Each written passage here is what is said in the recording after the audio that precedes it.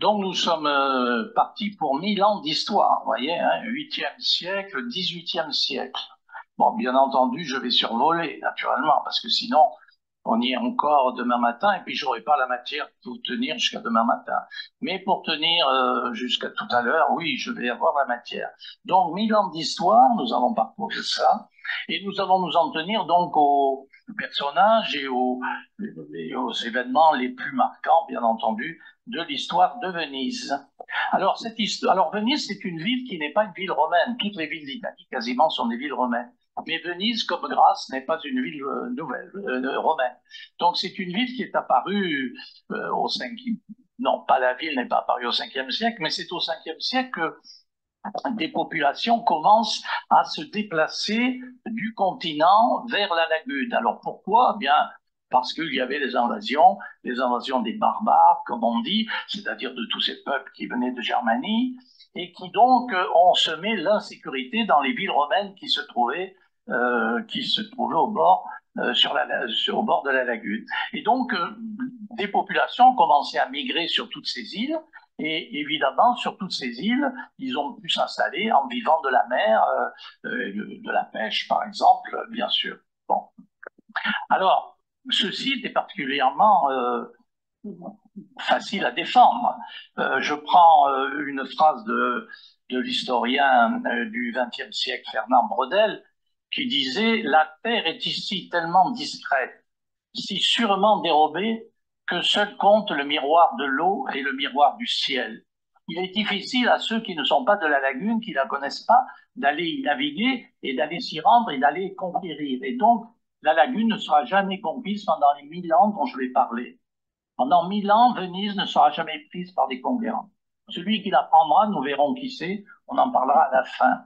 Mais une fois qu'ils ont commencé à utiliser les ressources de la mer, la pêche, un peu d'agriculture sur les îles, du sel, c'est une ressource très importante dans les temps anciens, le sel, puisque ça servait à conserver, ils ont quand même réussi à regarder plus loin et ils se sont aperçus que leur situation était particulièrement intéressante puisqu'ils étaient au débouché, au contact, si vous voulez, du monde germanique et du monde de l'Orient où se trouve l'Empire romain d'Orient, puisque l'Empire d'Occident a été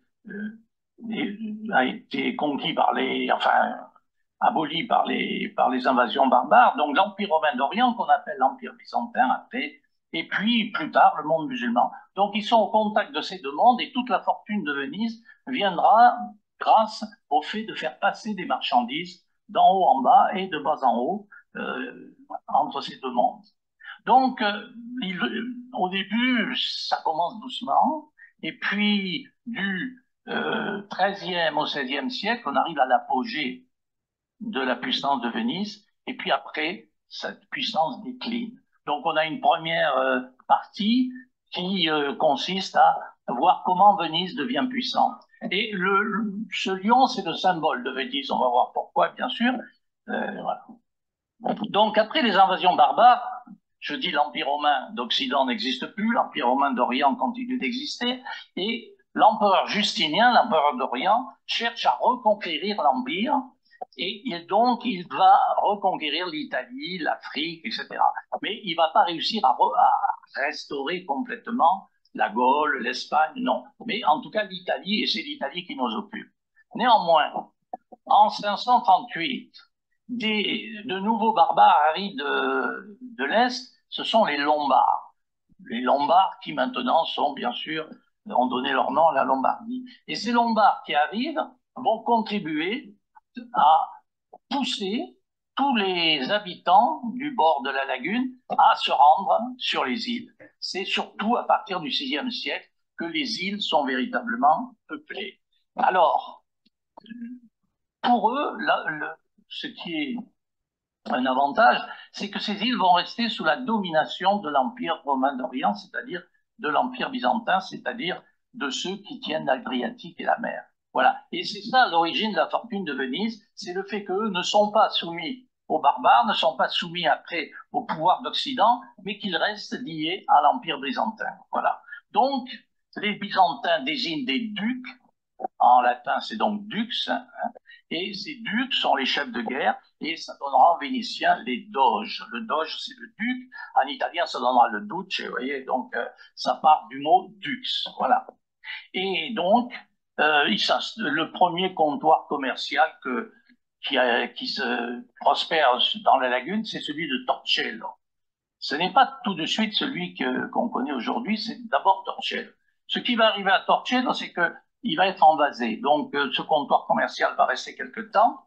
Quelque temps, ça veut dire un siècle, 2 siècles. Et ensuite, les activités des hommes vont se concentrer sur une rive plus haute, Rivo Altus, ce qui va donner le Rialto. Voilà. Au 8e siècle, c'est l'époque de la conquête arabe. Donc, elle est très rapide, elle est fulgurante. On ne sait vraiment pas toujours pourquoi elle a été si fulgurante, mais enfin, elle est fulgurante. Et du coup, la Méditerranée devient une zone de conflit entre l'Occident chrétien et le monde musulman. Mais tout en devenant une zone de conflit, c'est quand même une zone d'échange. Parce que quand on se fait la guerre, eh bien, on se fait pas la guerre tout le temps, et par conséquent, on peut faire des échanges, et même les échanges, c'est une des constantes de toutes ces affaires. Alors, ces deux mondes étant très différents, évidemment, il y a de quoi faire pour les échanges. Et par exemple, le monde musulman a besoin de beaucoup d'esclaves. Et il apprécie particulièrement les esclaves qui viennent des pays slaves. Slave donnera slavus, esclave, n'est-ce pas? Donc, les pays slaves, surtout des femmes, parce que les riches musulmans ont besoin de concubines, ont besoin, voilà. Donc, il y a une forte demande et, bien entendu, Venise va, comme d'autres, au début, prendre des esclaves en pays non chrétiens ici, et puis les revendre dans le monde musulman. Et en contrepartie, bien sûr, ils vont acheter des richesses qui se trouvent ici, nous allons voir lesquelles, et qui donc pourront être transportées sur l'Occident. Donc au IXe siècle, c'est le grand siècle de l'essor de la civilisation arabo-musulmane, 9e, 10e, n'est-ce pas? Et une nouvelle puissance apparaît, l'Empire des Francs. Et Charlemagne, qui devient aussi roi des Lombards, parce qu'il fait taire les Lombards, il s'empare du royaume des Lombards, il veut s'emparer aussi de la lagune. Pourtant, c'est immense, l'Empire de Charlemagne. Mais vous voyez bien, hein, même si on est un pays très grand, on veut toujours s'emparer d'un tout petit qui est à côté. Mais il n'y arrive pas. Il ne parvient pas, les troupes de Charlemagne ne parviennent pas à s'emparer de la lagune. Alors finalement, il fait un accord avec les Byzantins et la lagune reste sous la juridiction des Byzantins, ce qui, pour Venise, je l'ai dit, est un avantage. En 828, deux marchands de Torcello fonctionne encore, rapportent les reliques de Saint-Marc volées à Alexandrie. Et à l'époque, au Moyen-Âge, surtout dans le haut Moyen-Âge, il est très important d'avoir des reliques. Si on veut attirer les gens dans sa ville, si on veut montrer son prestige, il faut qu'on ait des reliques. Et plus tard, ça sera autre chose. Là, c'est l'époque des reliques. Alors, ils sont allés voler, enfin, c'est l'histoire qui le dit, c'est l'histoire, mais peut-être aussi, c'est évidemment un peu une légende, parce que peut-être qu'ils ont trouvé ça ailleurs. Enfin, bon, voilà, ils sont allés voler à Alexandrie des reliques de Saint-Marc. Saint-Marc, c'est pas Saint-Pierre, c'est pas Saint-Paul qui sont à Rome, mais c'est quand même un apôtre très important. Donc, s'emparer des ressources de Saint-Marc, c'est pas mal. Et comment ont-ils pu échapper à la vigilance des musulmans? Eh bien, dit la légende, ils ont caché les reliques sous des morceaux de porc. Et évidemment, en les mettant sous des morceaux de porc, ils ont évité les contrôles, n'est-ce pas, évidemment. Donc, ils arrivent à Venise, très contents, n'est-ce pas, avec ces reliques. Et évidemment, on va construire une église, qui n'est plus aujourd'hui, et on va, autour de cette église, à Rivo Altus, faire la première ville, le premier noyau de Venise. Voilà. Donc, ces reliques de Saint-Marc, et d'où le lion, puisque le signe de Saint-Marc l'évangéliste, c'est le lion. Voilà pourquoi Venise a comme emblème le lion, bien sûr, le lion puissant qu'on a vu tout à l'heure. Donc, au 9e, 10e siècle, Venise s'agrandit, s'enrichit peu à peu. Elle est l'alliée de l'Empire byzantin. Elle lutte donc avec lui contre les barbares et les Arabes. Mais peu à peu, le doge, qui était désigné par les Byzantins, devient indépendant et du coup, Venise progressivement gagne son autonomie, sa liberté. Alors, le commerce qui a commencé tout de suite enrichi la ville et des gens, il y a un progrès de la démographie et puis il y a des arrivées aussi de l'extérieur. Et donc, on va passer à une ville de pierre, c'est-à-dire jusque présent, c'était des cabanes, à part quelques églises, quelques bâtiments. Et là, on va construire une ville de pierre. Alors, vous savez tous, je pense, enfin, on l'a vu très souvent, que Venise est construite sur des pilotis de chêne. Donc, on a enfoncé dans la couche d'argile qui se trouve au fond de la lagune. La lagune n'est pas très profonde, hein, c'est juste quelques mètres. Donc, on enfonce des milliers de pieux.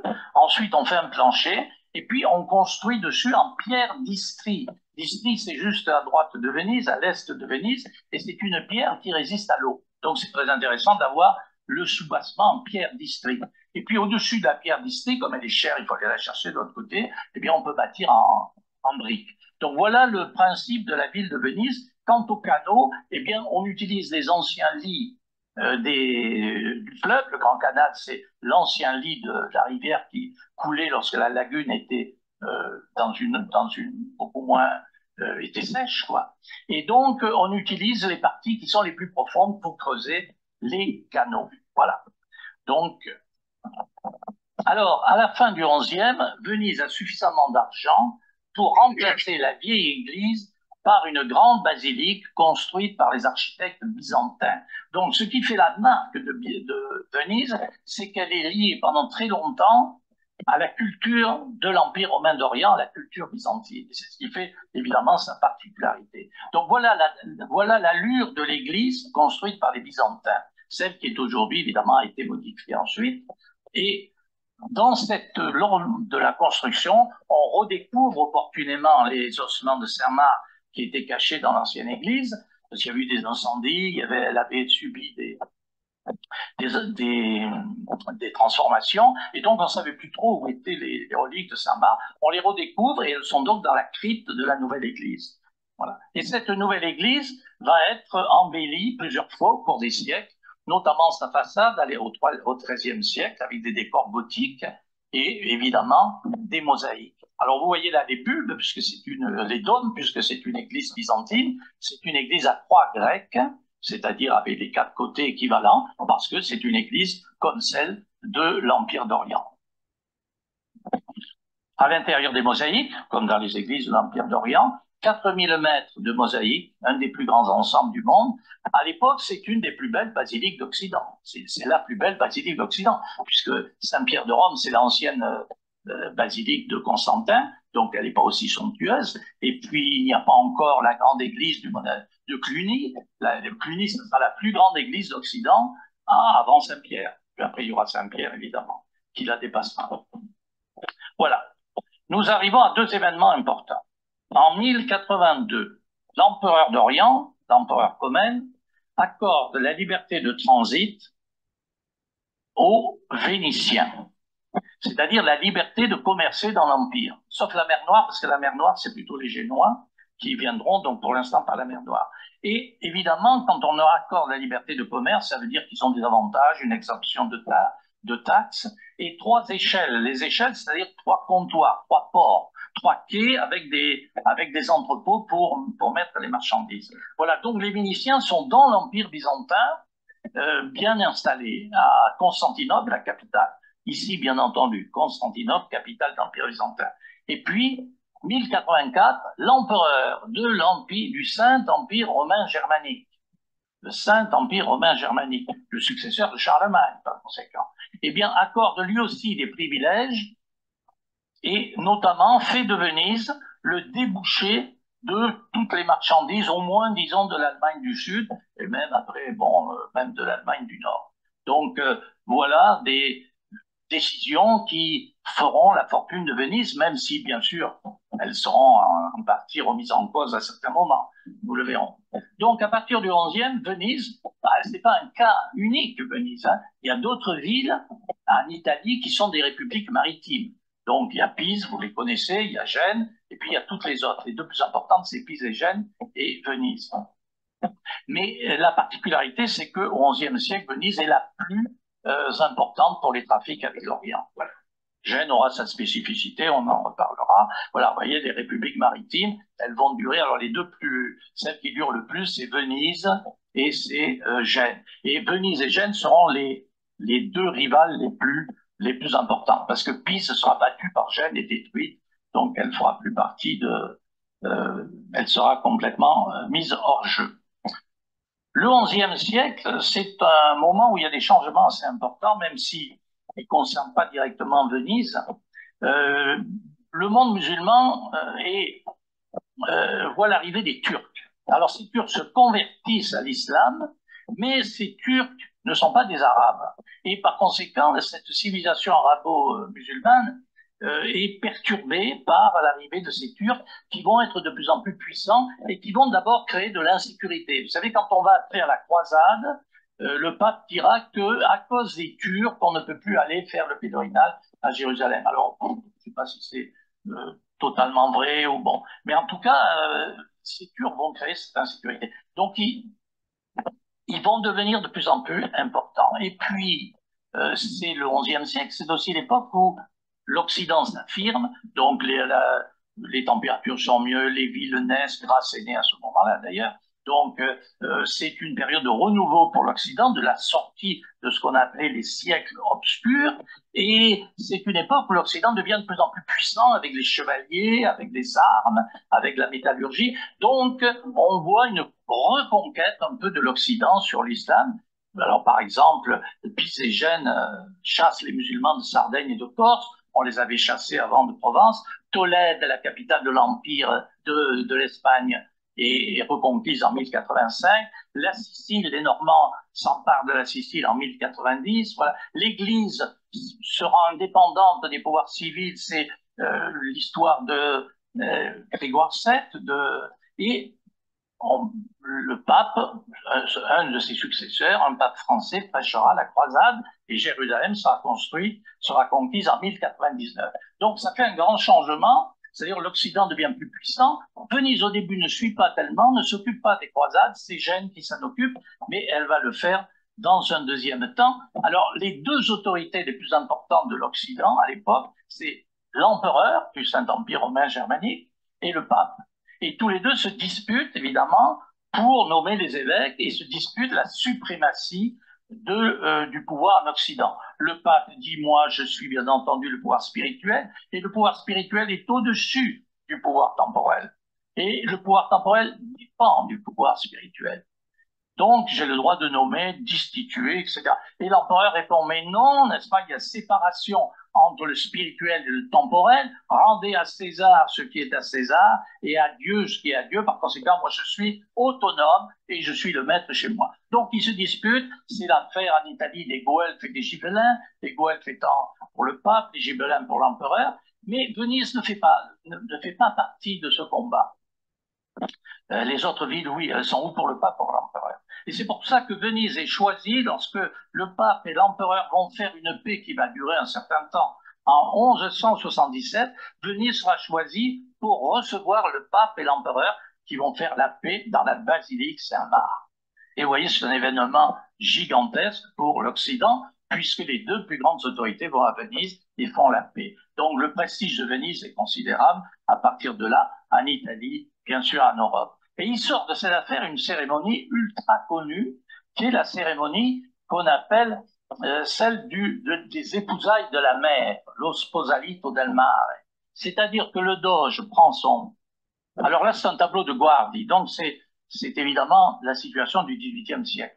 On n'est pas encore 18e, mais bon, évidemment, je me suis servi beaucoup de M. Guardi et de M. Canaletto. Alors évidemment, j'ai pris celui-là. Donc vous voyez ici la grande galère du Doge, et cette grande galère du Doge, le jour de l'ascension, de la Sansa, comme on dit à Venise, eh bien, il part vers la mer, vers le Lido, et le Doge jette un anneau d'or dans la mer en disant « Je t'épouse, mère », il le dit en latin, bien sûr, « Je t'épouse, mère, en signe de perpétuelle, de véritable et perpétuelle domination ».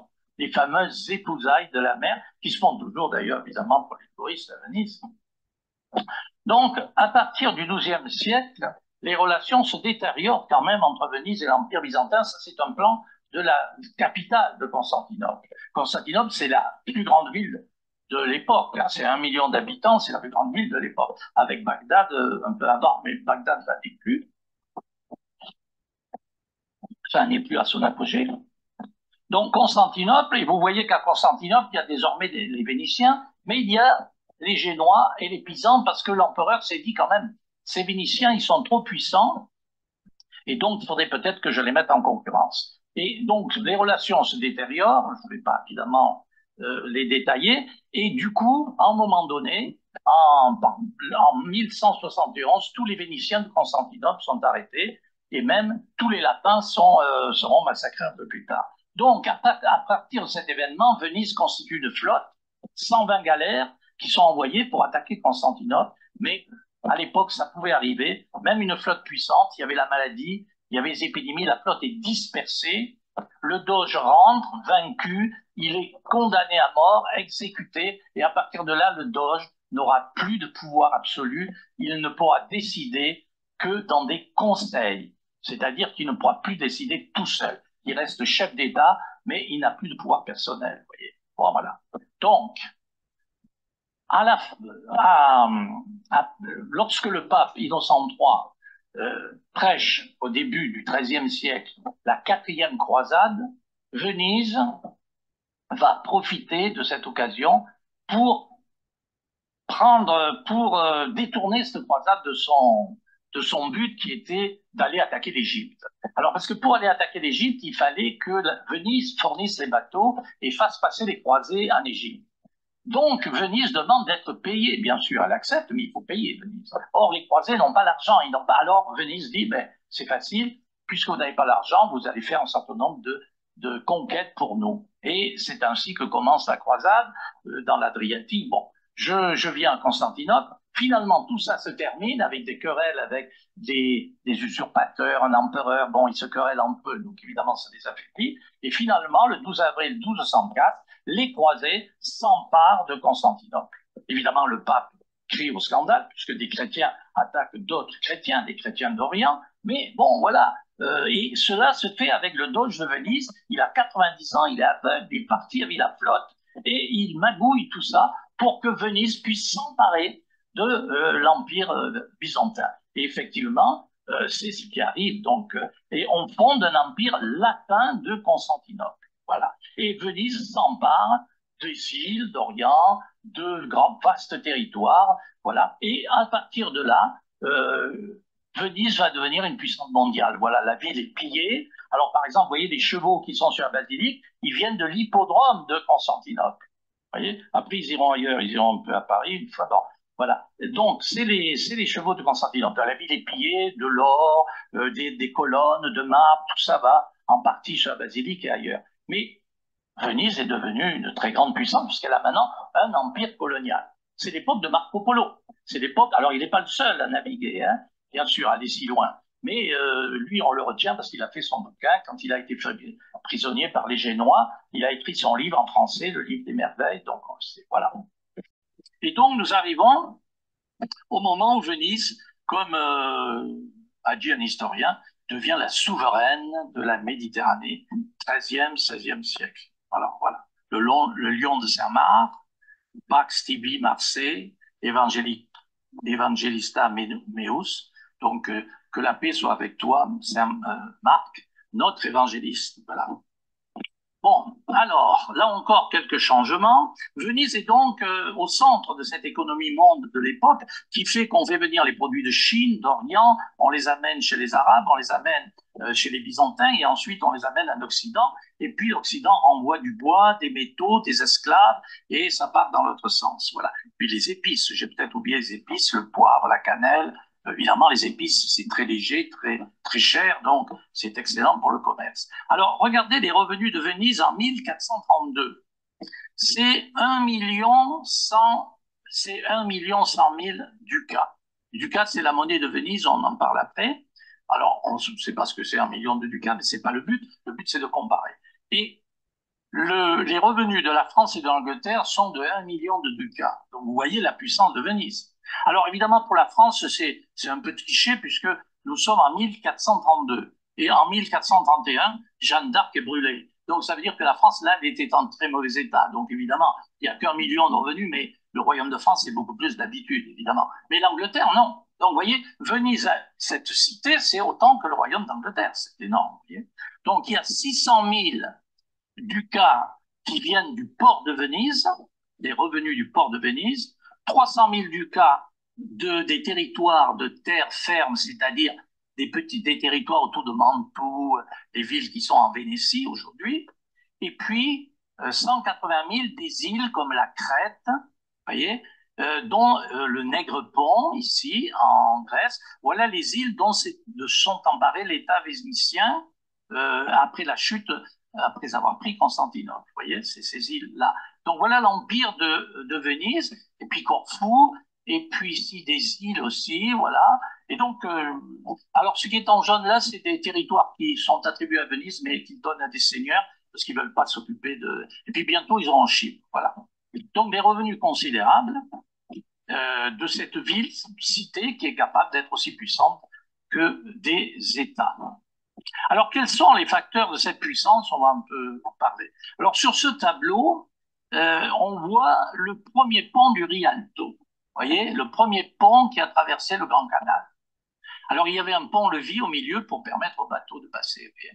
Et c'est donc l'endroit, le centre de la ville de Venise, au Rialto, et c'est là que se tenaient plusieurs marchés bancaires, et notamment, c'était là que se tenait la bourse où s'échangeaient les parts de véhicules, de bateaux, les parts d'un navire. C'est-à-dire que pour expliquer la puissance du commerce vénitien, on peut se dire que finalement, toute une population pouvait participer au commerce maritime, car il suffisait d'acheter une part de navire. On n'était pas obligé d'avoir un navire. Par exemple, je suis un peu au bourg, j'ai 500 ducats, je vais pouvoir acheter une part, et du coup, si ce convoi, n'est-ce pas, débouche sur des bénéfices, je vais en avoir une partie. Donc, ça mobilise de grandes sommes d'argent pour construire des navires et pour faire fonctionner le commerce. Oui, en fait, c'est un pré-capitalisme. Voilà, c'est-à-dire, bon, ils sont à plusieurs pour faire fonctionner les bateaux. Voilà. Alors, Venise va construire, l'État de la République de Venise, l'État va construire un arsenal qui va devenir énorme à partir du XIVe siècle. Cet arsenal de Venise, en voici la porte telle qu'elle existait en 1732 lorsque Canaletto l'a peint, mais voilà sa progression. La porte, elle est ici, et voilà l'ancienne darse, donc la darse des origines. Et cette darse va être très multipliée. Cet arsenal de Venise va être très agrandi. Vous voyez ici en 1305, en 1473, voilà. Après, c'est des choses qui sont contemporaines. Encore en 1564. Voici l'arsenal en 1500. Vous voyez l'entrée et la darse qui est ici. Voilà, celle-là n'est pas encore faite. Donc, dans cet arsenal, c'est quand même un truc énorme, hein, cet arsenal. Alors, il y a des milliers d'ouvriers. Alors, après, ça varie. 16 000, c'est vraiment un apogée pour une période exceptionnelle. Et dans cet arsenal de Venise, on a donc des milliers d'ouvriers, ce qui fait que c'est le premier établissement industriel d'Europe. Et c'est là que sont construits, à la chaîne, pourrait-on dire presque, les galères, les bateaux vénitiens. Et évidemment, c'est un support très important de la puissance de Venise que cette affaire. À partir du XIVe siècle, Venise, l'État vénitien se met à construire de très grandes galères, très très grandes galères, et qui ont l'avantage d'être à la fois des galères de guerre et de commerce. Vous voyez, astuce. Au lieu d'avoir une marine de guerre, une marine de commerce, on n'en a qu'une. Donc ça fait des économies. Et ces galères d'État sont louées aux marchands. Et quand il y a la guerre, évidemment, on les récupère. Donc elles sont très grandes et on peut mettre les marchandises. Alors dessus, c'est le pont où vont se trouver les rameurs. Et puis dessous, évidemment, se trouvent les cales avec les marchandises. Alors, ces galères d'État ne fonctionnent que pour les marchandises précieuses, c'est-à-dire les épices, les choses qui sont dangereuses à promener à commercer sur la mer parce qu'on peut être attaqué. Oui. Bon, voilà. Qui fait marcher? Ben, les rameurs. Alors, il ne faudrait pas croire que ces rameurs sont des esclaves ou sont des prisonniers de guerre. Non, les rameurs vénitiens sont des gens payés pour faire ça. Et donc, ils sont plutôt bien payés. Un jour viendra, au 16e, 17e, où plus personne ne voudra faire ce boulot. Donc, ils seront obligés de prendre des prisonniers, des esclaves. Mais là, ça ne marchera plus. Parce que eux, comme ils sont vénitiens, ils sont capables de défendre le navire. Dessous, il y a les armes, il y a les arbalètes, il y a les mousquets. Et donc, ils sont capables de devenir soldats si besoin. Voilà. Et puis, enfin, ces grandes galères sont organisées en convois. Donc, ces convois partent ici, évidemment, de Venise. Là, c'est le môle de Saint-Marc. Donc, ils partent de Venise et ils partent en convoi jusqu'à Lorient. Alors, il y a des trajets qui sont, bien entendu, répertoriés, qui chaque année sont à peu près les mêmes et qui se passent surtout l'été. On ne navigue pas l'hiver, bien sûr. Les galères, c'est trop difficile. À la fin, bon, on finira par naviguer un peu plus l'hiver, mais on va dire, on navigue principalement l'été. Et puis, il faut des grands entrepôts, donc dans la ville et sur le Grand Canal pour stocker des marchandises quand arrivent ces convois. Alors, tout le commerce n'est pas fait par l'État. Hein. Là, l'État loue à des marchands, mais les marchands peuvent avoir des bateaux à eux pour d'autres matières, du blé, du ciment, enfin des choses plus pondéreuses, plus lourdes, moins chères. Là, on peut naviguer quand on veut. Et alors, par exemple, dans un des entrepôts les plus célèbres, il y a le Fondaco dei Turchi, là c'est celui des Tedeschi, c'est-à-dire des Allemands. Hein. Donc un grand entrepôt de marchandises qui est sur vous voyez, sur le Grand Canal, près du pont du Rialto. Ouais, c'est juste, alors là on est sur la rive gauche, c'est-à-dire que là on regarde vers la mer. Voilà. Hein. Et le Fondaco dei Tedeschi a été reconstruit au XVIe, donc c'est pas celui de l'époque dont je parle. Voilà. Et autre élément important de la puissance de Venise, la monnaie d'or. Alors, vous savez, au Moyen-Âge, au début, il n'y a plus de monnaie d'or. Parce que on n'est plus assez riche pour faire une monnaie d'or. Les Arabes ont une monnaie d'or, mais pas en Occident. Mais en Italie, à partir de Florence, on a une monnaie d'or. Florence, c'est le florin. Florin sera avant le ducat. Mais donc, Venise a une monnaie d'or, et cette monnaie d'or, c'est donc le dollar, si vous voulez, de l'époque. C'est-à-dire, ça devient une monnaie internationale. Voilà. C'est une monnaie dont la valeur, puisqu'elle est évidemment alignée sur l'or, est reconnue. Et on lui fait confiance. Bon. Alors, il va s'appeler après le Zecchino parce que il va être frappé ici dans la Zecca, l'hôtel des monnaies. Vous voyez, là, c'est l'hôtel qui a été construit par cet architecte au XVIe siècle, qui est donc pas loin de la Piazzetta, là, qui est ici, et donc il va prendre le nom de Zecchino. Mais il n'empêche que c'est une monnaie qui est employée dans tout le bassin méditerranéen et même jusqu'en Allemagne. Alors, le grand obstacle pour Venise, c'est la concurrence de Gênes. Mais donc, il y aura une multitude de guerres entre Venise et Gênes. Pas une multitude, non, 5 ou 6 guerres entre Venise et Gênes, mais ça sera très dur parce que Venise sera souvent vaincue, en fait, par la marine génoise. Sauf que, à la fin, en 1379, c'est Venise qui gagne. Les galères génoises s'approchent de Venise, elles sont à Chioggia, donc pas loin, mais elles sont finalement vaincues. Et à partir de cette défaite, finalement, Venise va prendre la suprématie sur Gênes et donc elle va avoir un siècle de paix. Ensuite, Gênes ne fera plus de commerce, se tournera vers la finance. Et Gênes deviendra, si vous voulez, la plus grande banque d'Occident. Voilà. Donc, Venise, en somme, a acquis là sa liberté pour s'occuper du commerce international par rapport à Gênes. Bon, même si Gênes continue un petit peu. Bon, la puissance de Venise, c'est aussi son industrie. Il n'y a pas que la marine, il n'y a pas que le commerce. Vous voyez. Donc, le cuir, la fourrure, les étoffes, les pierres précieuses, les arbres. Mais la plus connue, c'est celle du verre. Vous connaissez tous.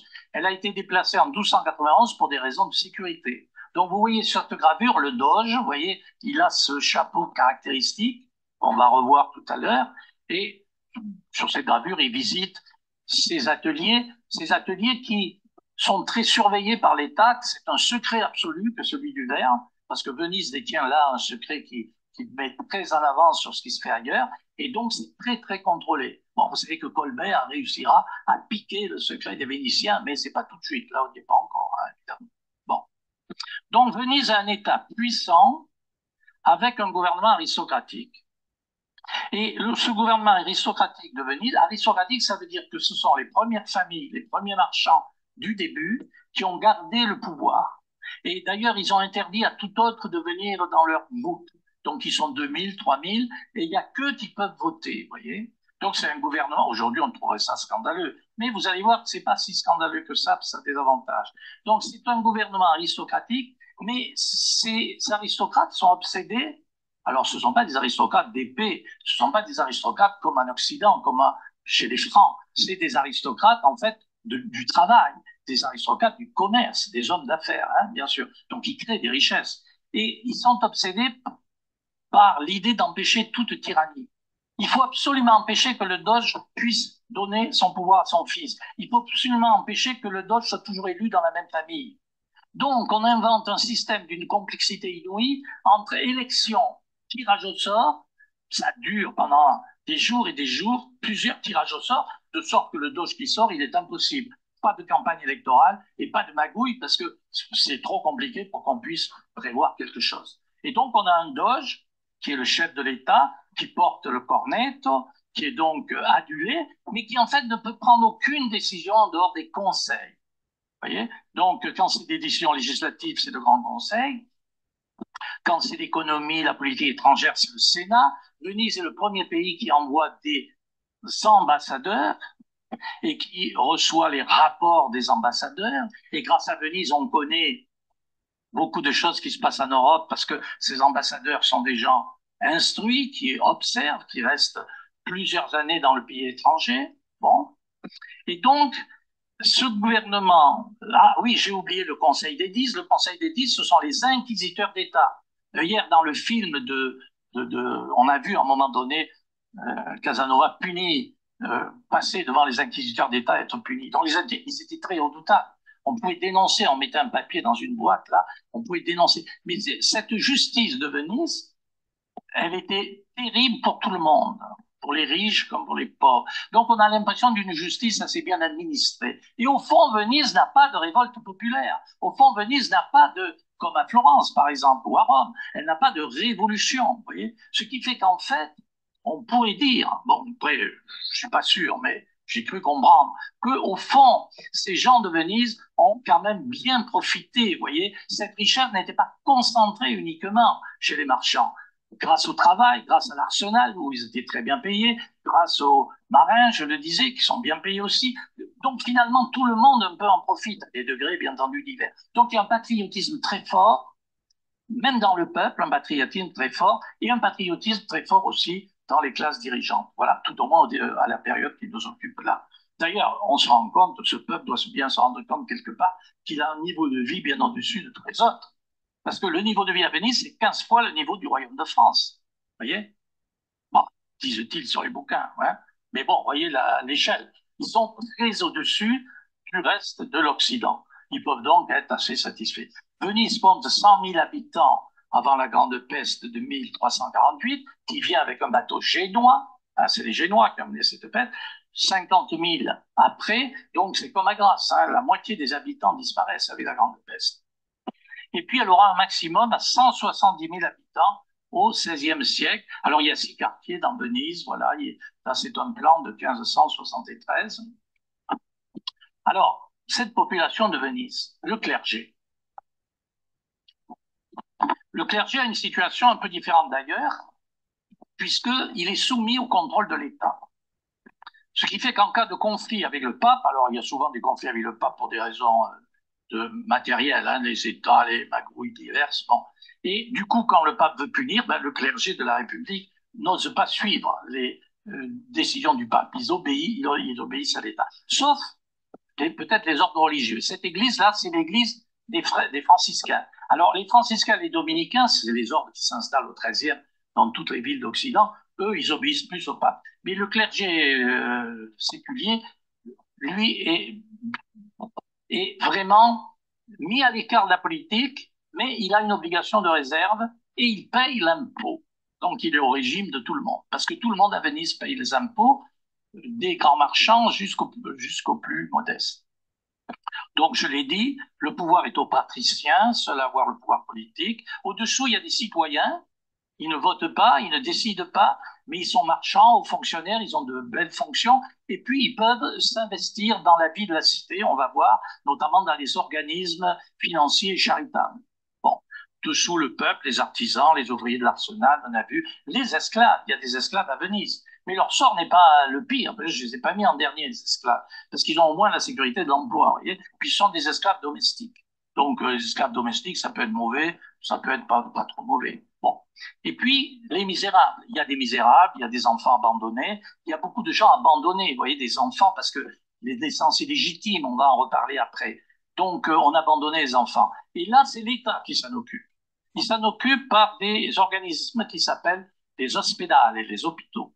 Hein. Donc, et puis, il y a aussi, comme là on voit sur la photo, Scuola Grande di San Marco. Ça, ça veut dire grande école, mais c'est pas une école, c'est une confrérie. C'est une confrérie. C'est les anciennes confréries du Moyen Âge que l'État a exigé qu'elles deviennent des confréries sociales. Il leur a dit non, vous n'allez pas faire pénitence stupidement, vous allez faire pénitence en aidant ceux qui sont pauvres.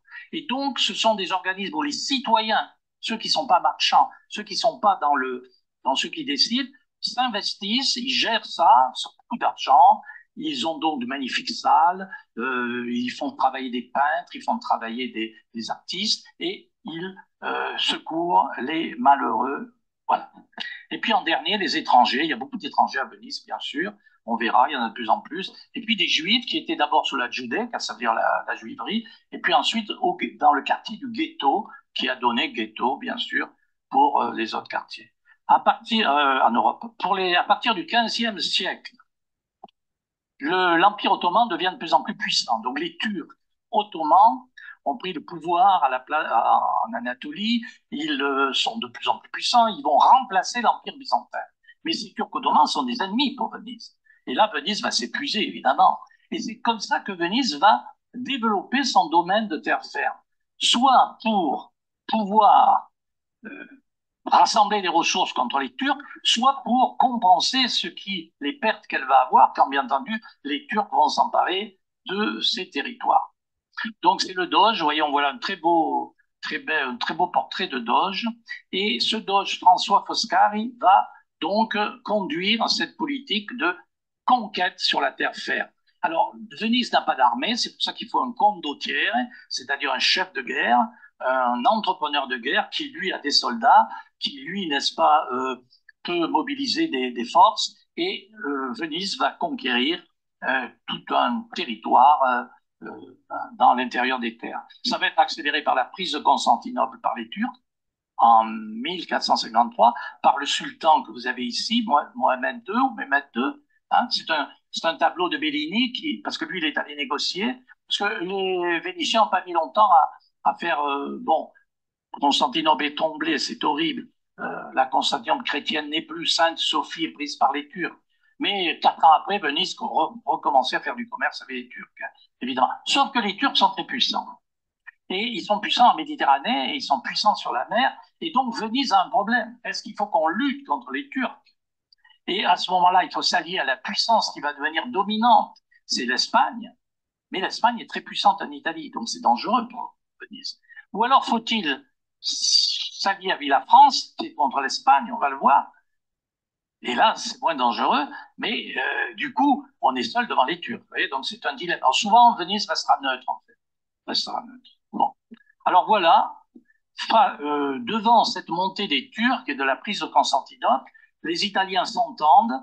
C'est la paix de Lodi en 1454, et les frontières de l'Italie sont assez stabilisées pendant un siècle. Et vous voyez en bleu le territoire de Venise, il est énorme. Vous voyez, il arrive jusqu'aux portes de Milan. Donc l'État de Venise est gigantesque, enfin gigantesque pour l'Italie bien sûr. Il y a Ravenne aussi, la ville byzantine, voilà. Et puis la côte d'Almate avec d'ici l'Istrie, vous voyez. Donc tout ça, c'est Venise, voilà. Et ça rapporte de plus en plus, beaucoup plus que les colonies qui sont en train de tomber aux mains des Turcs. Mais grand changement encore dans le monde, les grandes découvertes. C'est-à-dire que les Portugais et les Espagnols partent à la découverte du monde. Donc, vous le savez, l'Amérique, et puis aller chercher des épices par le tour de l'Afrique. Donc tout ça est une mauvaise nouvelle pour Venise. Sauf que ça ne marche pas tout de suite, bien entendu. En plus, l'Empire ottoman arrive à sa puissance maximum. Vous voyez, le grand Soliman, le Magnifique, c'est nous qui l'avons appelé comme ça, le Magnifique. Et lui, il est très puissant, il fait très peur à Venise. Vous voyez, bon. Donc, et puis Venise est un peu seule face aux Turcs. Hein, vous voyez. En plus, les Français, vous le savez, c'est des prêtres, puisqu'ils font alliance avec les Turcs. Hein. Vous le savez, François Ier fait alliance avec Soliman le Magnifique. Donc, hein, c'est dur. Bon. Alors, les guerres d'Italie. Les guerres d'Italie, c'est les guerres entre la France et l'Espagne pour la domination de l'Italie. C'est-à-dire que l'Espagne, c'est la première puissance du monde. Et donc, la France essaye, bien entendu, de contrebalancer, surtout que Charles Quint est empereur à la fois d'Allemagne et d'Espagne. Donc, on se sent un peu encerclé. Bon, c'est peut-être une vue de l'esprit. Mais comme on se sent encerclé, les rois de France vont lutter contre cela, et notamment François Ier. Donc, ces guerres d'Italie, c'est pas une bonne nouvelle pour l'Italie, parce qu'évidemment, elle est le champ de bataille. Et on s'aperçoit donc que Venise, puisque c'est notre sujet, ne peut plus lutter contre la France, l'Espagne. Vous voyez, Venise n'est plus cette grande puissance qu'elle était au XIIIe siècle. Là, maintenant, c'est devenu une cité, un petit pays, et face à la France, mais elle a quand même des moyens financiers, une marine, personne n'a une marine comme Venise, sauf Gênes, et bien entendu des moyens pour se battre, mais pas au même niveau. Alors, les Vénitiens nous permettent de remporter la victoire de Marignan en 1515. Puisqu'ils arrivent au dernier moment, vous voyez, et donc la victoire de Marignan, c'est la France est alliée avec Venise. Venise sera assez souvent alliée avec la France pendant ces guerres. Bon. Et alors, du coup, à la fin des guerres d'Italie, parce que on pourrait parler des heures sur les guerres d'Italie, Venise récupère tous ses territoires et récupère sa liberté. Parce qu'évidemment, elle avait subi les assauts des Français, des Espagnols et des autres. Et elle récupère sa liberté, elle récupère son indépendance dans une Italie dominée par l'Espagne, première puissance du moment, première puissance d'Europe. Bon, au XVIe siècle, Venise, c'est une grande ville, c'est une des plus grandes villes d'Europe, et c'est à coup sûr la plus riche. Et elle a 170 000 habitants, elle est très admirée, et elle est très admirée parce qu'elle a de très beaux bâtiments, et puis parce que c'est évidemment très différent de toutes les autres villes. Alors, on va un peu regarder tous ces bâtiments du XVIe. Alors, il y a le Palais des Doges, bien sûr, hein, qui est du XIVe siècle, il a été reconstruit. Il est en style gothique vénitien. Parce qu'on ne fait pas le gothique à Venise comme dans le royaume de France. L'art gothique, c'est l'art français. Mais bon, on va pas faire de l'art français. Donc, c'est un gothique vénitien, c'est-à-dire à moitié byzantin. Alors, voilà l'autre côté du Palais des Doges. Et donc, c'est ce décor ici, qui est particulièrement oriental. Et puis aussi la frise qui est en haut, qui ressemble un peu à ce que font les Arabes. Vous voyez, donc Venise garde... voilà la Maison d'Or, par exemple, qui est sur le Grand Canal, à peu près ici au centre, hein, sur la rive gauche, et c'est du gothique vénitien. Et ce gothique vénitien va durer longtemps. Ça leur plaît beaucoup, hein, toutes ces fioritures, tout ça, voilà. Voilà, un peu arabe, un peu byzantin, un peu gothique, un peu occidental, voilà. Une autre, plus simple, voilà, qui est une position rive droite. Voilà. Mais bien entendu, j'ai parlé tout à l'heure des ordres religieux. Les ordres religieux, ça c'est la basilique donc des dominicains. Tout à l'heure, on a vu la basilique des franciscains. Elle est rive droite, celle-là, elle est rive gauche, parce que évidemment, quand ils s'installent dans une ville, les dominicains et les franciscains, au XIIIe siècle, ils ne se mettent pas au même endroit. Hein, à Grasse, par exemple, les dominicains sont aux courses et les franciscains sont au Monoprix. Vous voyez, ils se mettent... parce qu'ils vivent de la charité publique. Donc, s'ils sont à côté, ils se font concurrence. Alors, les églises qu'ils construisent, ça, c'est des églises, vous voyez, classiques italiennes. C'est pas vénitien. Voilà. Hein, c'est des églises gothiques normales d'Italie. Renaissance. Voilà un bâtiment Renaissance. C'est la Scuola Grande di San Rocco. Alors, la Scuola Grande, c'est donc cet organisme de charité, cette confrérie, vous voyez. Et là, ils font décorer tout ce bâtiment par le grand peintre, le Tintoret. C'est lui, alors il y a des fresques, et il y a des tableaux. Bon. Et donc, l'intérieur était évidemment riche. Alors, on voit là un tableau de Canaletto qui montre une fête, la fête de Saint-Roch. Les fêtes sont très suivies à Venise. On aura l'occasion de le redire. Donc, bâtiment Renaissance. La Renaissance sera plus tardive à Venise, et plus discrète qu'à Florence ou à Rome, bien sûr. Un autre bâtiment Renaissance, le fameux Fondaco dei Tedeschi, c'est-à-dire l'entrepôt des Allemands, dont les Allemands, les marchands allemands étaient obligés d'habiter là, de mettre leurs marchandises là, et ils ne pouvaient faire commerce que là. Et les bateaux vénitiens, quand ils apportaient des marchandises pour les Allemands, devaient venir les mettre ici. Et sur ces marchandises entassées là, l'État prélevait ses taxes. Donc, vous voyez, tout ça est très efficace, hein, bien entendu. Aujourd'hui, c'est un magasin de luxe, l'intérieur du Fondaco dei Tedeschi, voilà.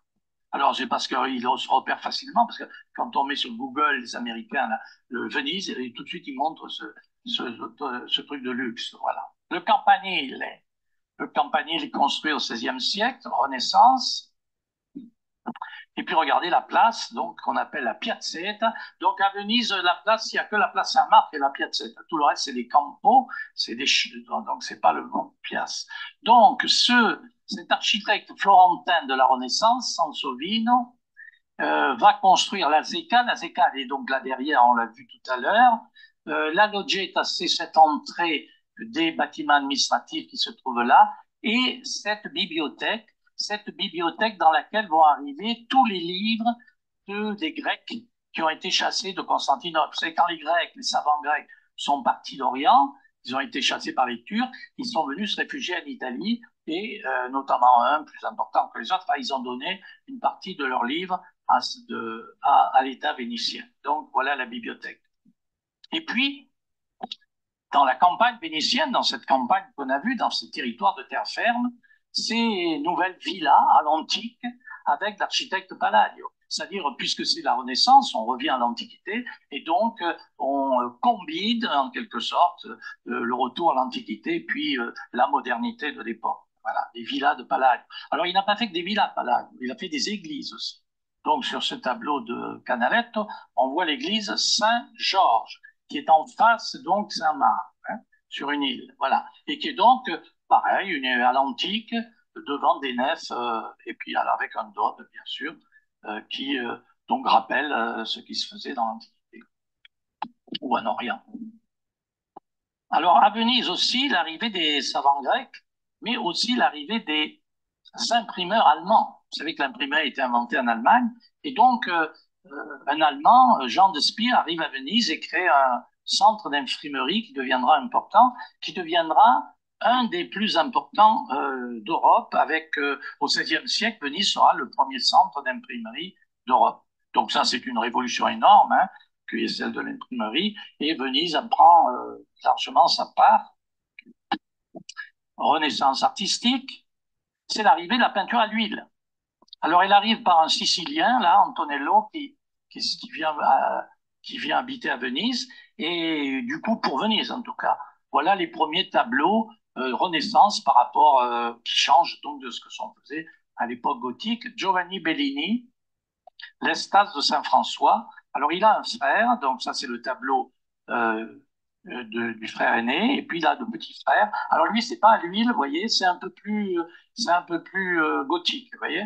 Alors, ça, c'est les grandes cheminées de Venise, parce parfois, il fait des vents énormes, donc ils ont des cheminées gigantesques. Et puis là, la perspective n'est pas encore parfaite, vous voyez. Donc, le petit frère, il n'est pas encore... bon, enfin, ce tableau, il est à peu près de la même époque, un peu plus tard.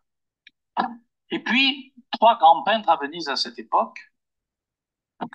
Alors, le Titien, vous connaissez, je ne prends évidemment que les plus grands.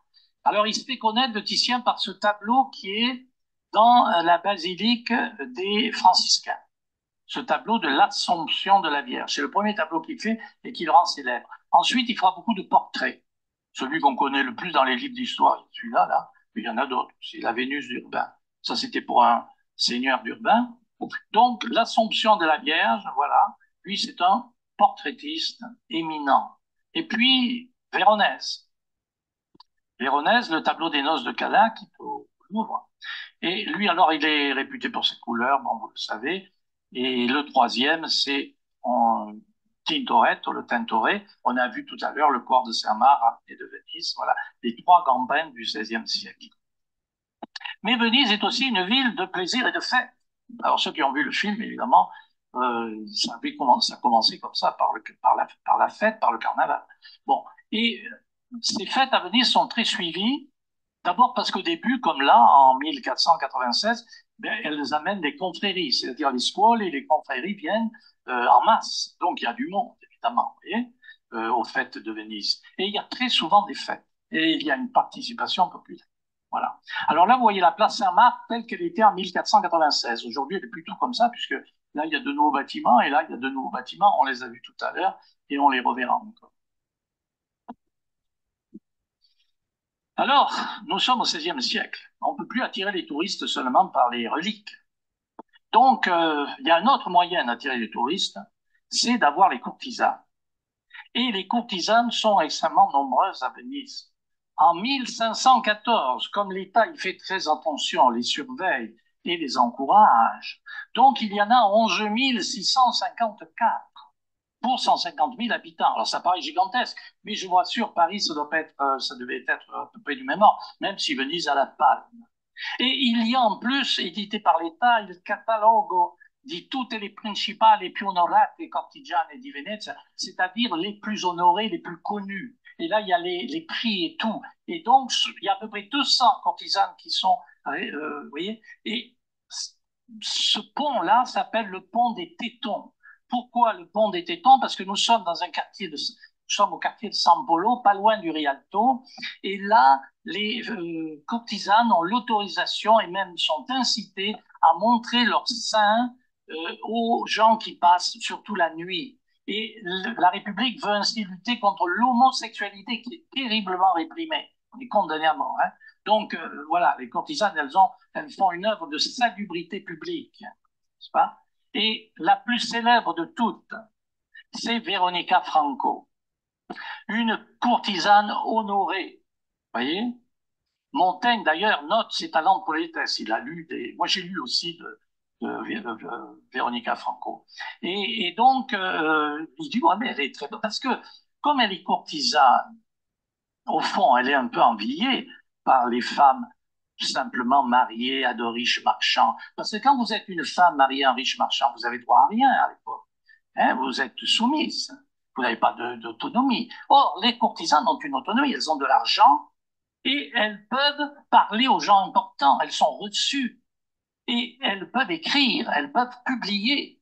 Alors, bon, évidemment, leur situation de notre côté est terrible parce qu'elles sont soumises à d'autres inconvénients, mais voilà, elles n'ont pas la même vie, elles peuvent être enviées. Alors, Véronica Franco, elle se rend bien compte qu'elle est dominée par les hommes, mais elle est quand même suffisamment révoltée pour dire la vertu ne réside pas dans la force du corps, mais dans la vigueur de l'âme et de l'entendement. Quant à cela, je suis sûr que les femmes ne sont pas inférieures aux hommes, mais au contraire, elles ont donné plusieurs preuves d'être supérieures à eux. Voilà, je mets ça parce que je sais qu'il y a beaucoup de dames ici. Voilà, bien sûr. Donc, Véronica Franco, vous voyez, c'est pas d'aujourd'hui quand même, Véronica. Alors, ce tableau, il s'appelle pas Véronica Franco, mais bon, on la reconnaît. Mais bon, à l'époque, en 1555, il a écrit le Tintoret, Dame montrant sa poitrine. Si elle montre sa poitrine, c'est que c'est une courtisane, d'accord? C'est voilà. En juillet 1574, le doge de Venise reçoit le roi de France, Henri III. Alors Henri III, il a été élu roi de Pologne. Il est donc parti en Pologne, il est parti là-bas. Mais là-bas, il n'est pas content parce que c'est pas bien, il fait froid, et puis il n'a pas de pouvoir. Et donc quand sa maman, Marie de Médicis, de Florence, lui écrit que Charles IX est mort et qu'il devient le roi, il s'échappe de la Pologne, il s'échappe, on le poursuit, mais il s'échappe, et il passe à Venise. Et à Venise, il est reçu comme le roi du grand royaume de France, allié de Venise. Et quel est le cadeau somptueux que la République de Venise fait au roi de France? Une nuit avec Véronica Franco. Et à l'issue de cette nuit, échange de cadeaux, des poèmes qu'elle a composés, qu'elle lui remet. Et lui, il part avec son portrait, n'est-ce pas? On ne sait pas ce qu'il en a fait ensuite. Voilà le tableau qui nous montre le roi de France Henri VIII, Henri III, j'ai dit Henri VIII, je me trompe, c'est Henri III, reçu par le Doge de Venise. Voilà. Ils ont fait les choses bien, ils ont mis tous les artistes, Palladio, tout ça, ils ont fait plein de. Et nous en arrivons donc à cette dernière partie où Venise se fatigue. Vous voyez, le lion est visiblement fatigué.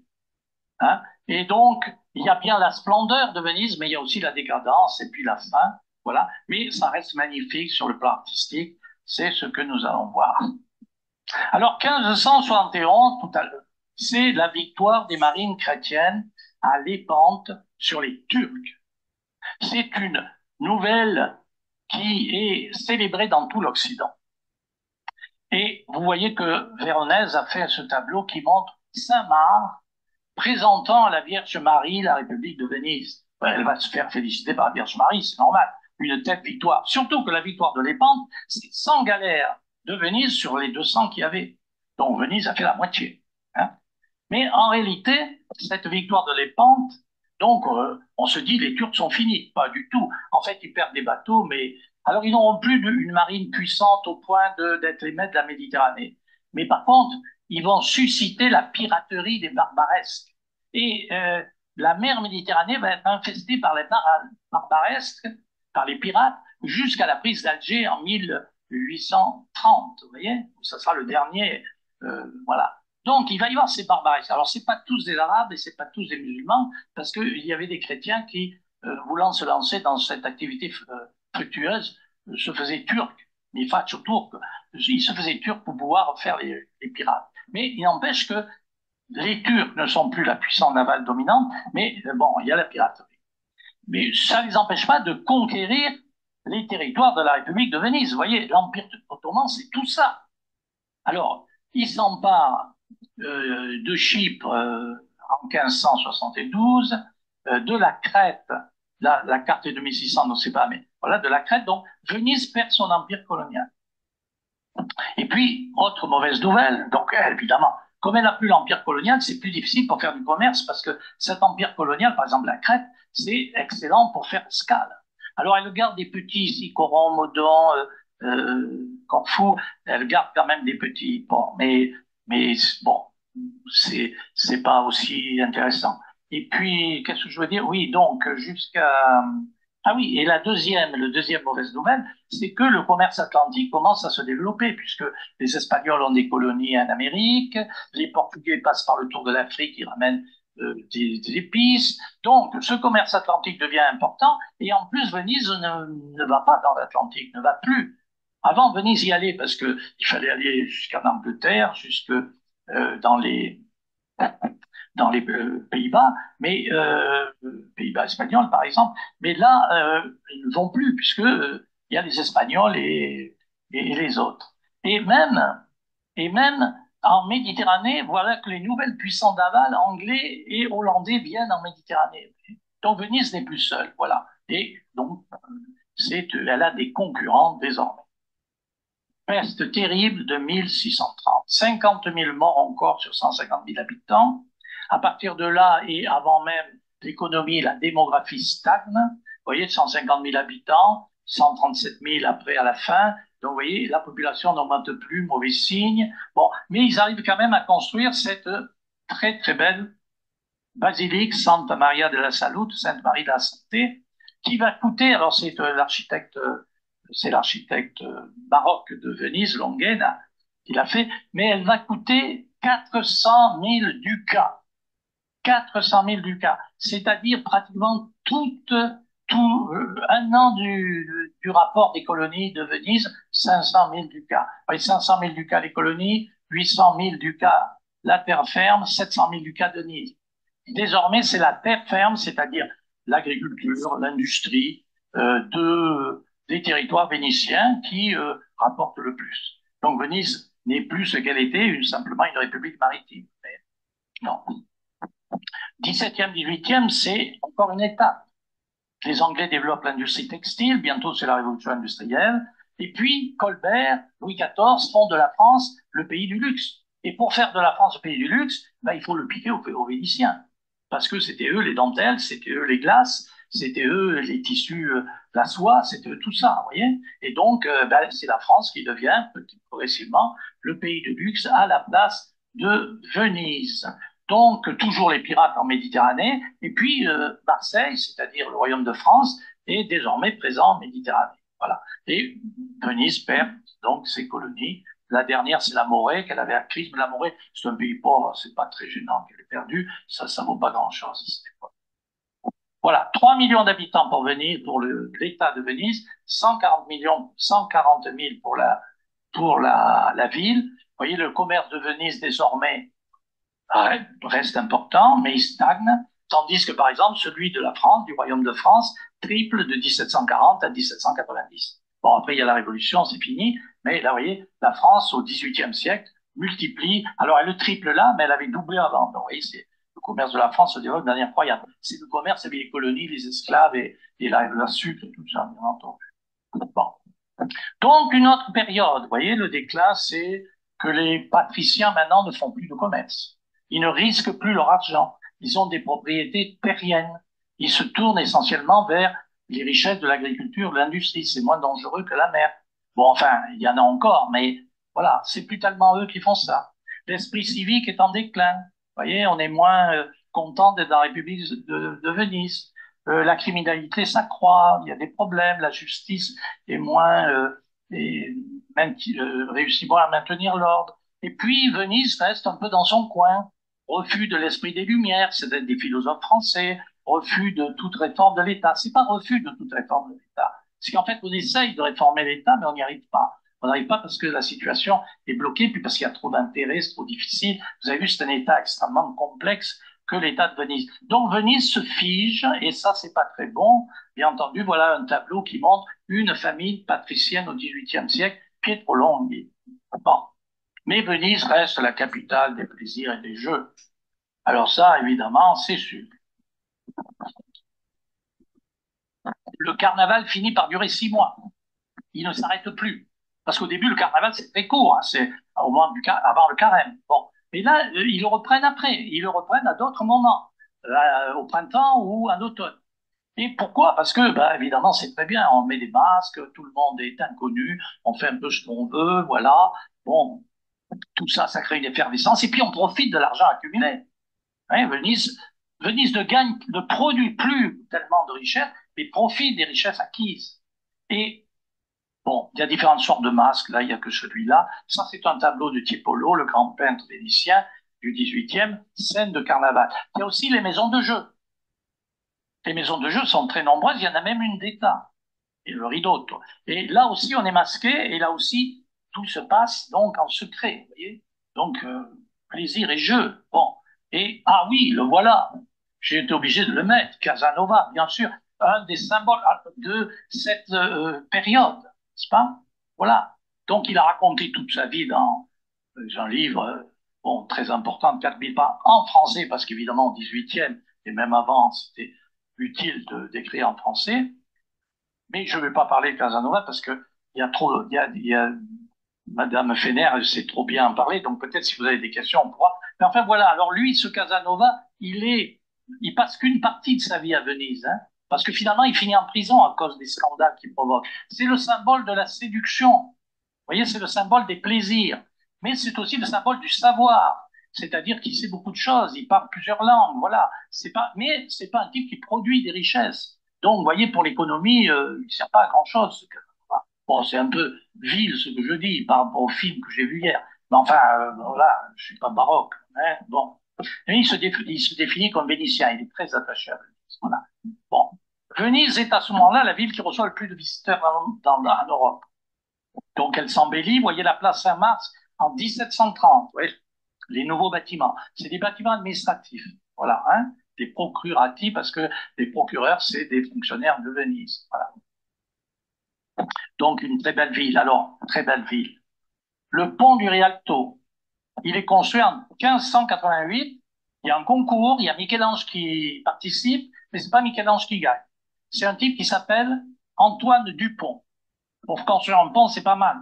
Et cet Antoine Dupont, il construit un pont. Mais alors, imaginez la difficulté d'aller construire un pont tout en pierre sur la vase. Vous voyez un peu, c'est dément. Donc, il fait 2 énormes piles de chêne et on pose là-dessus ce pont qui est très, très, très lourd. C'est un exploit absolu, bien entendu. C'est un magnifique ouvrage. Bon, là, on le voit un peu de loin, hein, sur ce tableau de Guardi.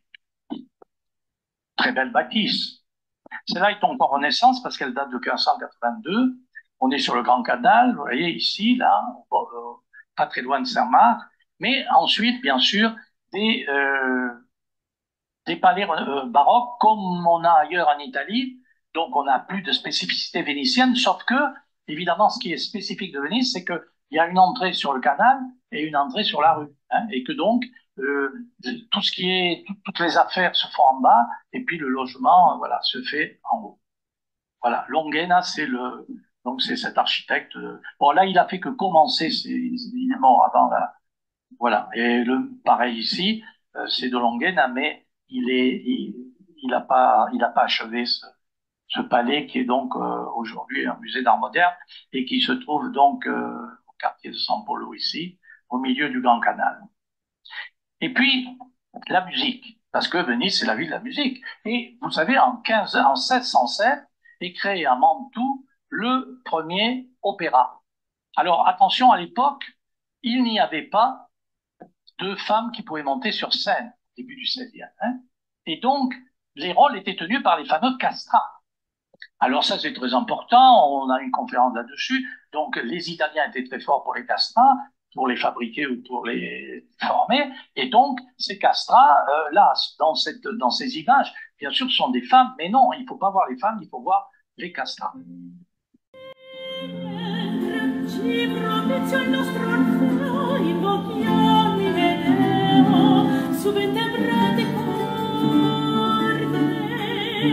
Sia il vostro lamento al nostro suon concorde. Lasciate, lasciate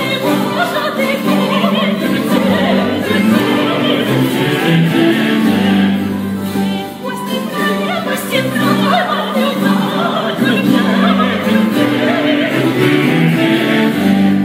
qui vedi il sole vostre parole più vaghe assai di belle, la luna la notte bruna danzano in cielo le stelle.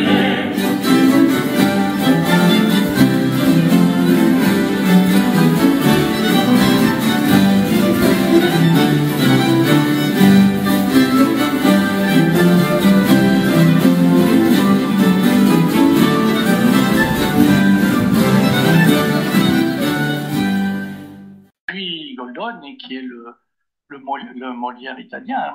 Goldoni renouvelle le théâtre italien, il vient après Molière, il s'inspire, et il s'inspire aussi de la commedia dell'arte italienne.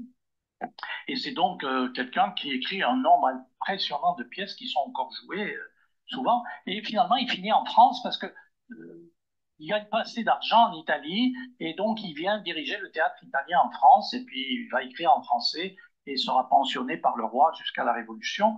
Voilà, il termine donc. Alors ça montre que Venise, voilà, ils n'ont pas réussi à garder.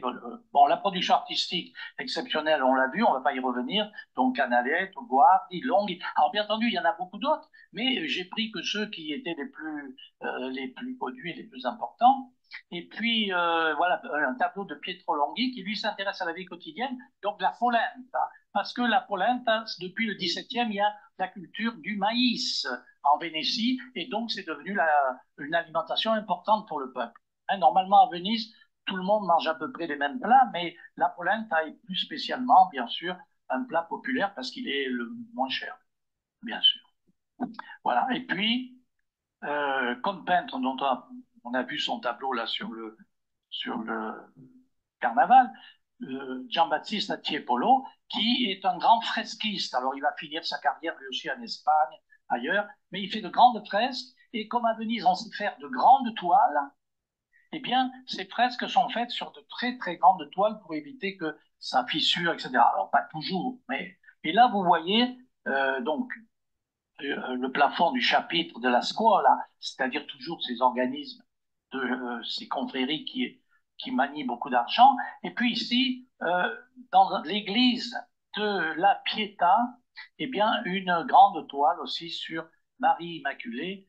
Donc, dans cette église de la Pietà, on va rencontrer quelqu'un d'autre, un autre artiste, on va rencontrer Vivaldi. Parce que Vivaldi est professeur de violon et compositeur à l'Ospedale della Pietà. Donc, je rappelle l'Ospedale, organisme public qui recueille les enfants qui ont été abandonnés à sa porte.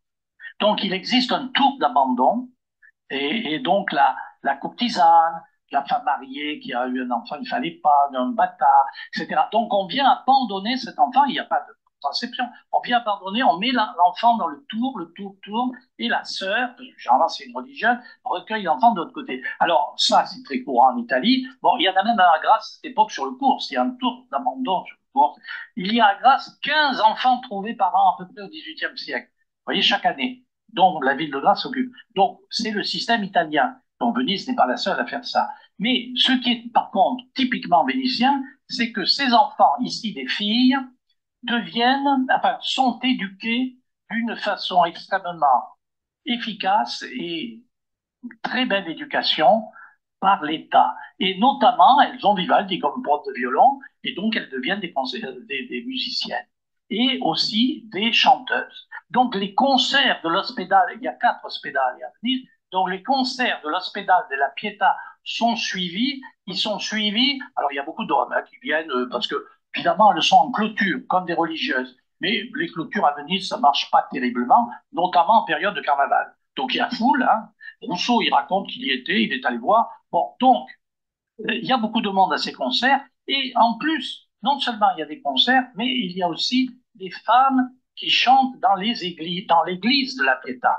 C'est-à-dire que ces filles, alors c'est interdit par l'église que des femmes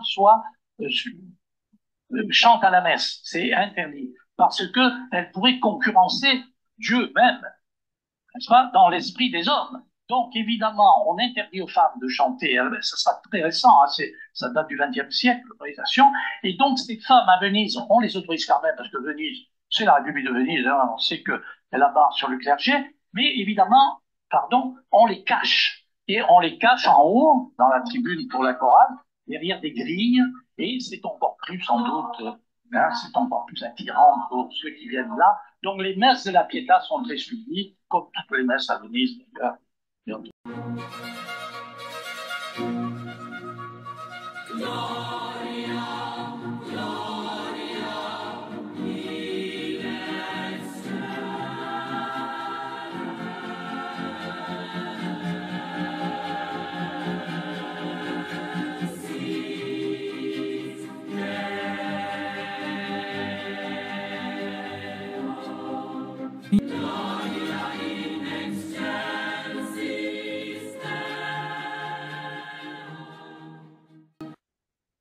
Un autre, grand musicien de Venise, lui alors il fait rien, il est suffisamment riche pour pas travailler. Il n'est pas professeur comme Vivaldi, lui il s'amuse avec la musique et il écrit des centaines de concertos, c'est Albinioni.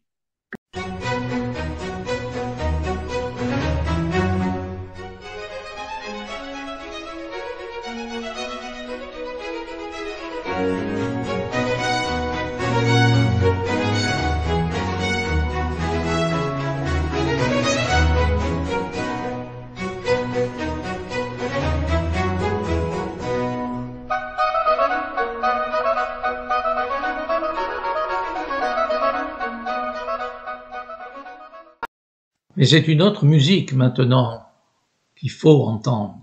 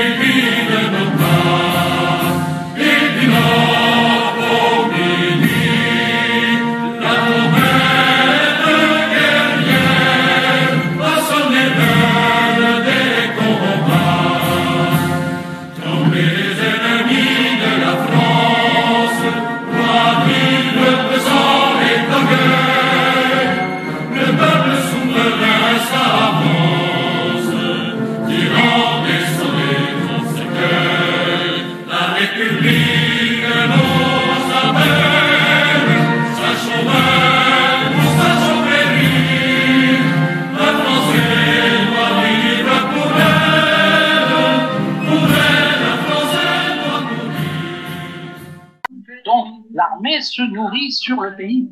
Et c'est ce qui va créer des incidents de la République de Venise, parce que le directoire a dit à Bonaparte, non, touche pas à notre allié, la République de Venise. Oui, mais lui, il a besoin de ravitaillement, il a besoin, donc il exige, il réquisitionne, et les autres résistent, et alors il menace. Et tout ça se termine par une révolte populaire à Vérone contre les soldats français occupants, et évidemment, bon, on sait ce que font généralement les occupants, vous voyez, donc, bien sûr. Et du coup, il va obtenir l'abdication du Doge et la fin de la République et la création d'une municipalité révolutionnaire. On plante les arbres de la liberté et on adopte, tout au moins une partie de la population, les idées françaises. Sauf que Bonaparte va les trahir. Contrairement à Milan, qui fait la capitale de la République italienne, il va vendre Venise aux Autrichiens par le traité de Campo Formio pour obtenir la Belgique pour la France. Et voilà que Venise, donc, il va piller. L'armée française va retirer de Venise tout ce qu'elle peut, notamment de l'arsenal, des spoles, des œuvres d'art, pour laisser Venise aux Autrichiens. Donc c'est la fin de la République de Venise. Voilà, ça faisait 1000 ans qu'il n'y avait pas de concurrent à Venise, de conquérant à Venise, et voilà que c'est le jeune général Bonaparte qui va, lui, très facilement s'emparer de Venise. Mais Venise était déjà, vous avez compris, un peu vermoulu, c'est pour ça que c'était facile. Alors évidemment, la décadence de Venise va servir peut-être à quelque chose, disent certains. Ça va conserver son patrimoine artistique. Bon, aujourd'hui, elle est menacée, vous savez bien, de façon bien plus, encore plus terriblement que par Bonaparte, sans doute. Bon, mais je ne veux pas terminer sur une note triste. Donc, nous avons passé nos 1000 ans, 8e, 1797, 98, Casanova meurt. Et je voudrais terminer sur plutôt une note poétique d'une Vénitienne. Alors ça, c'est le vrai tableau de Veronica Franco, parce que un peu plus tard dans sa vie, Tintoret lui a fait son portrait avec son nom. Alors là, le sein, il est plus guère, hein, juste un peu, parce qu'évidemment, c'est devenu une courtisane très honorable. Hein, voilà. Donc, elle a parlé de sa ville, parce qu'elle était très contente d'être née à Venise, hein, parce que Venezia, dove anch'io, l'a dit Homère, chez son nata. Heureusement que je suis né, Dieu merci, à Venise. Bon, c'est en vénitien. Voilà. Et qu'est-ce qu'elle dit de Venise? Pour terminer donc notre affaire, elle dit « Haute dominatrice de la mer », bien sûr, Venise a dominé les mers, « Vierge royale et pure et inviolée », parce que le violeur, vous le connaissez, Bonaparte, mais en 97. Donc là, hein, 1000 ans sans être violée. Donc Vierge royale, pure et inviolée, sans égal et sans autre exemple dans le monde. Construite sur l'eau par un ordre surnaturel du ciel, en elle, le roi céleste s'est plu à fonder un nid éternel et sûr pour sa foi oppressée ailleurs, oppressée dans l'Empire ottoman. Pour son plaisir, il a posé sur ce rivage toute cette beauté et toute cette douceur. Je vous remercie. Voilà, je vous avais dit que Venise est unique, mais je vous avais dit aussi que Robert est unique. Oh. Hein? Non, mais c'est largement mérité. C'est non seulement le talent d'orateur est inné chez lui, mais ce qui n'était pas inné chez lui au départ, c'était au départ il y a longtemps, dans sa carrière de professeur, c'était sa façon de manipuler l'audiovisuel. C'est fantastique. C'est fantastique d'avoir non seulement les commentaires, mais en même temps les images qui défilent, les reproductions de tableaux, les opéras, voilà. Bravo encore, Robert.